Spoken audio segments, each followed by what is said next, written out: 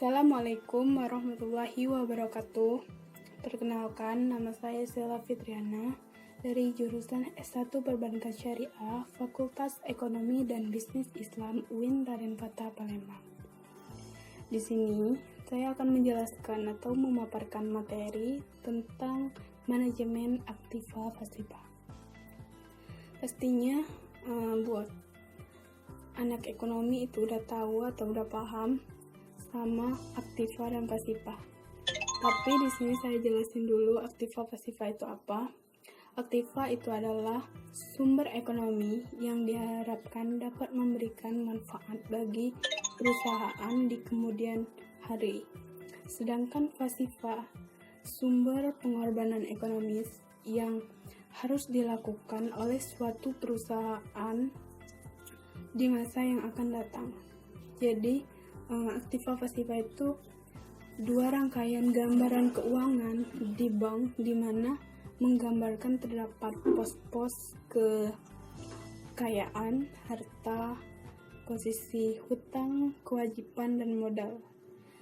Di setiap posisi keuangan di bank itu pasti berbeda-beda, baik dari bank konvens maupun bank syariah. Setelah kita tahu apa itu aktiva dan pasifa, ada yang namanya manajemen aktiva pasifa. Pengertiannya itu adalah pengelolaan kedua sisi neraca bank, baik aktiva maupun pasifa, yang dilakukan secara terpadu, teratur dengan maksud memperoleh keuntungan dan meningkatkan nilai modal pemilik saham.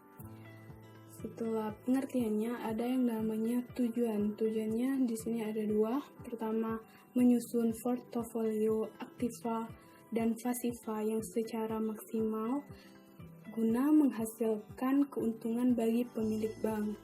Yang kedua, itu memutuskan model perencanaan keuangan yang sesuai dalam manajemen dana bank yang bersifat jangka pendek. Setelah tujuannya, itu ada pentingnya manajemen aktiva pasifa. Di sini ada 6. Yang pertama, meningkatnya biaya operasi, fluktuasi tingkat bunga. Yang kedua, perubahan struktur dana dan komposisi aset. Ketiga, persaingan yang semakin tajam, kemajuan teknologi yang pesat. Yang ketiga, meningkatnya kebutuhan modal. Yang kelima, meningkatnya dana di pasar uang. Dan keenam, meningkatnya penilaian kinerja bank dan pengakuan lembaga perbankan sebagai suatu sistem. Pastinya manajemen aktiva pasifa bank itu memerlukan penilaian kinerja bank dan pengakuan lembaga perbankan sebagai suatu sistem yang lebih akurat dan membuat nasabah bisa melakukan transaksi dengan baik. Setelah pentingnya manajemen aktiva pasifa bank, di sini ada pos-pos neraca bank. Pos-posnya ada aktiva dan pos-pos pasifa.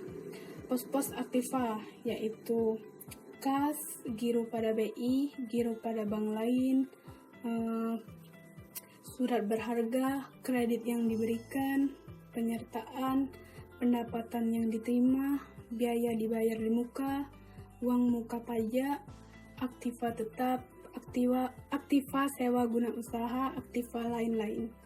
Sedangkan pos-pos pasifa itu ada giro, tabungan, deposit berjangka, sertifikat deposit, surat berharga yang diterbitkan, pinjaman yang diterima, kewajiban sewa guna usaha, beban yang masih harus dibayar, taksiran hutang pajak, kewajiban lain-lain, pinjaman subordini, modal pinjaman, hak minoritas, dan ekuitas. Itu adalah pos-pos neraca bank. Sedangkan dilema dalam manajemen aktiva pasiva bank, profitabilitas itu pasangannya liquidity, earning pasangannya safety. Manajemen bank dituntut memaksimalkan penggunaan dana, namun pada sisi lain harus pula memperhatikan tingkat kemampuan aktivanya dengan memenuhi ketentuan pengusaha moneter.